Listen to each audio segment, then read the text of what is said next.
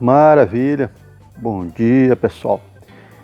Dessa vez eu estou tentando aqui usar um suportezinho, já que da outra vez eu vi que ficou meio confuso, porque eu fiquei andando e a imagem ficou rodando para lá e para cá, ficou um negócio meio chato. Mas vamos nessa aí, que é a nossa segunda conversa sobre água.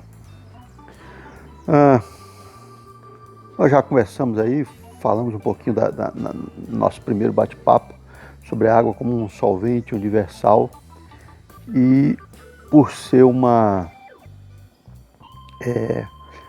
substância polar, ela consegue diluir, dissolver uma série de coisas dentro dela.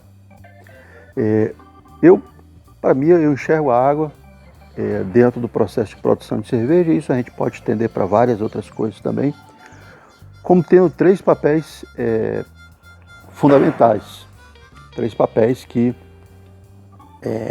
desculpa aí, de vez em quando vocês vão ouvir aí um barulho, uma coisa ou outra, mas infelizmente faz parte, né? A gente está aqui no quintal aqui de casa, então é aberto. Então, de vez em quando vai aparecer um barulho, alguma coisa, vocês me desculpem já. Então, como eu estava comentando, eu enxergo a água como tendo três papéis bem definidos. Isso é minha opinião. Claro, a gente lê, a gente estuda, a gente avalia e na minha cabeça eu acabo construindo essa imagem, né, que para mim me facilita entender e compreender os processos envolvidos. Mas vamos lá então. O primeiro deles se refere à água enquanto, como é que eu vou dizer assim, enquanto carreador e armazenamento, né, da parte de energia térmica, tá? Então, isso é uma das coisas que a água faz. Ela serve como um reservatório de energia térmica e também como um condutor dessa energia térmica. Bom, o segundo papel da água é a qualidade dela, enquanto solvente polar, de solubilizar uma série de constituintes que vão impactar no sensorial, tanto cor, aroma, sabor, do nosso produto final, que é a cerveja.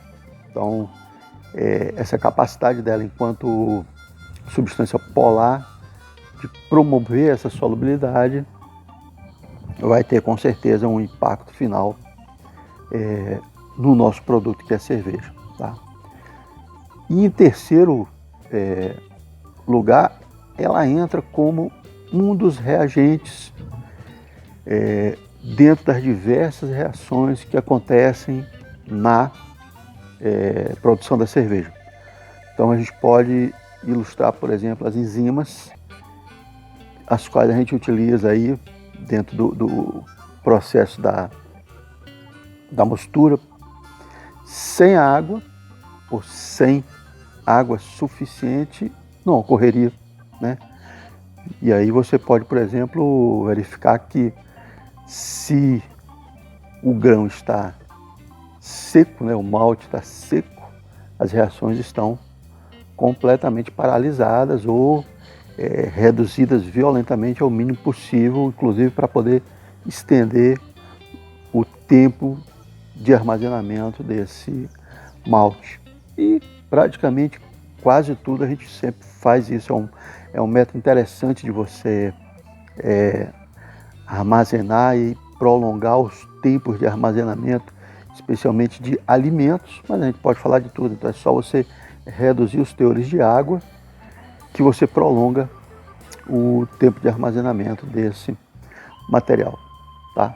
Mas vamos conversar um pouco sobre a água enquanto condutor e armazenador térmico, tá? Então, se vocês forem tomar água em si, vocês vão reparar que ela não é um bom condutor térmico. Se você comparar ela com metal, por exemplo, o metal é um condutor térmico infinitamente superior à água, conseguindo obter variações de temperatura rapidamente e muito grandes com uma pequena quantidade de calor adicionado. Já na água não. Ela tem uma inércia, vamos dizer assim, ela demora a responder. Eu injeto calor e eu vejo que a temperatura ela varia vagarosamente, tanto injetando calor quanto retirando calor, né? Nos dois casos isso ocorre, tá? Claro, vejam bem, tudo isso varia muito de acordo com o equipamento que você tem. Então, por exemplo, se eu faço um resfriamento, se eu utilizo um chiller de imersão ou se eu utilizo um chiller de placas, há uma diferença gritante aí na eficiência do resfriamento. E isso vai ter, por exemplo, uma relação direta com a superfície de contato.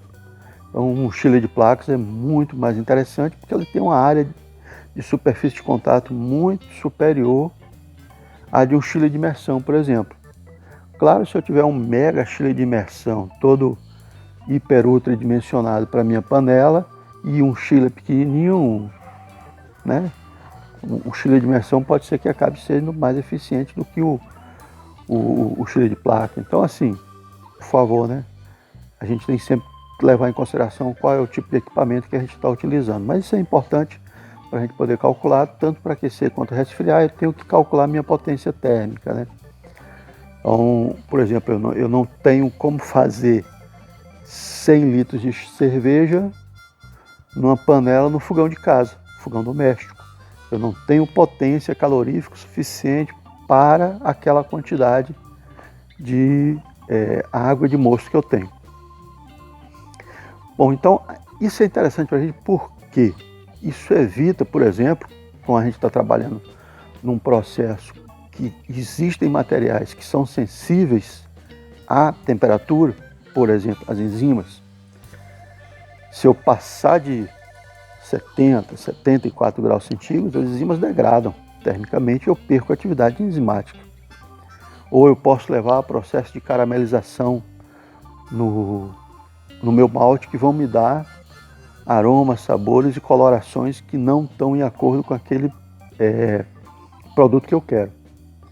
Então, nesse sentido, a água, tendo essa inércia térmica, é interessante para a gente. Por quê? Porque eu aqueço ela e a resposta dela não é imediata. Isso faz com que eu tenha um tempo para reagir se eu ver que eu estou, por exemplo, superaquecendo demais. Então eu começo a aquecer o meu sistema, meu mosto, e de repente eu estou vendo que ele está subindo muito rápido. Então eu consigo em tempo retirar a fonte de calor para que eu não superaqueça e de repente leve isso a problemas na minha produção, como por exemplo inativação térmica das enzimas. Tá?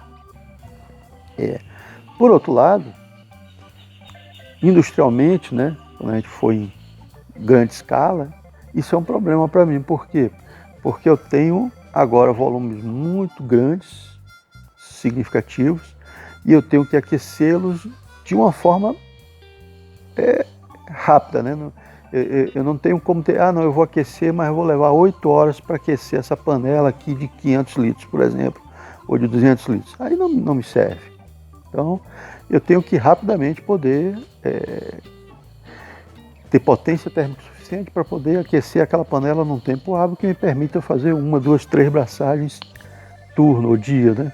Aí vai depender do regime, do seu regime de produção. Para gente paneleiro, 1 hora tá de bom tamanho para você conseguir aquecer sua água.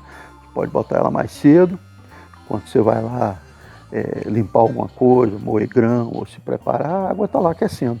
Então, 40 minutos, 1 hora, 1h30, está de bom tamanho. Tá? Ao mesmo tempo, como a água tem essa inércia para aquecer, isso vai criar zonas com aquecimentos distintos dentro do meu sistema. E quanto maior for o meu sistema, mais isso é evidenciado. Isso é um grande problema que a gente tem. Por exemplo, eu posso ter, de repente, o fundo da minha panela já extremamente quente e em cima dela, na superfície, eu ainda estou morno, porque a água não homogeneizou. Então é importante que eu mantenha esse processo de homogeneização para evitar que eu tenha superaquecimento próximo à fonte de calor e ao mesmo tempo ainda tenha uma temperatura relativamente baixa em cima. Por isso vocês vão ver que muitos equipamentos cervejeiros, o termômetro ele é colocado mais próximo possível da fonte de calor, para que você tenha uma medida ali onde a água efetivamente está sendo aquecida mais rapidamente, vamos dizer assim. Aí você faz a circulação, homogeneizando a temperatura do teu sistema, tá? Então, assim, para quem está trabalhando, por exemplo, com chama, né, a parte de baixo da panela é a parte mais quente, né? A panela fica por cima do fogareiro. Então, o seu termômetro ele deve ser colocado o mais próximo possível, né, no terço inferior da tua panela, tá? Nunca deixe o teu termômetro boiando na superfície, a não ser que você tenha um sistema de circulação rápido que te permita homogeneizar bem essa temperatura. Aí, ok, você pode até manter o seu termômetro por cima, mas o ideal é que você tenha esse termômetro colocado no terço inferior da tua panela para que ali você tenha como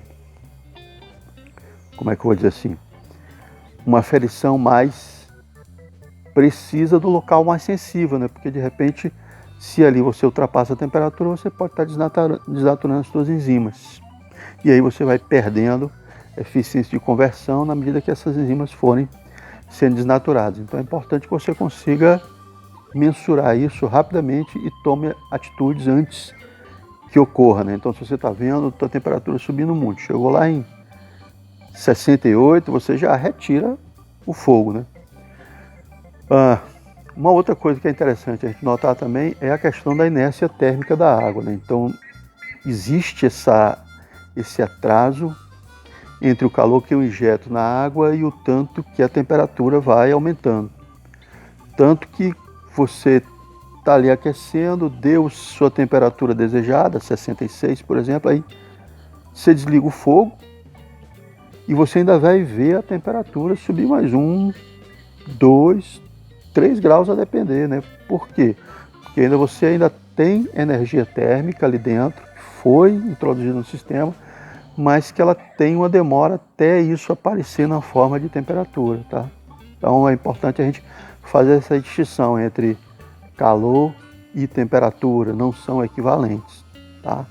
A temperatura é uma medida da quantidade de calor que eu tenho no meu sistema.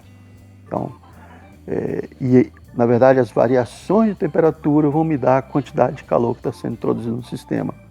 E isso não é instantâneo. Então, não é assim imediato. Eu injetei, né? Na hora que eu começo a aquecer, já começa. Na hora que eu começo a colocar o fogo, já começa a subir a temperatura. Não, demora um pouco, tá certo? Então, assim, tem que tomar cuidado com isso. Isso é verdade para qualquer elemento. Para a resistência elétrica também vai funcionar a mesma coisa, tá? Você está ali aquecendo, aquela resistência está dissipando calor para dentro da água, vai demorar também para ter como é que eu vou dizer assim? Vai demorar para ter um aquecimento, né? Tá? Então, assim, tem que sempre tomar cuidado com isso, tá? Eu, particularmente, eu trabalho com faixas de meio a 1 grau abaixo, enquanto está aquecendo, e depois que eu vejo que já chegou naquele limite, aí beleza, eu deixo ele subir mais um pouquinho. Então isso me permite ter uma margem de segurança para poder desligar se for necessário. Mas, honestamente, nunca aconteceu, né? Nunca tive esse problema de passar, né? Bom, acho que é isso. Hoje nós batemos um papo sobre a parte da água enquanto condutor e armazenador térmico, né? Condutor e armazenador de calor, o papel dele nessa função, e eu espero que a gente possa agora falar sobre a parte da água enquanto solvente universal, solvente polar universal, o que isso vai impactar para o nosso processo. E depois a gente fala da água enquanto componente nas reações que estão acontecendo no nosso processo de produção cervejeira.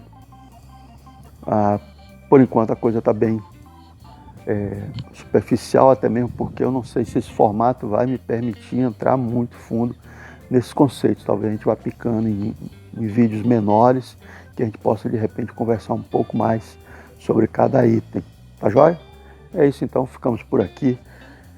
E qualquer dúvida, qualquer questionamento, contato, pode aí, procura a gente, estamos pelas redes sociais, canal Um Chopps, e tamo junto. Um forte abraço, até a próxima. Tchauzão.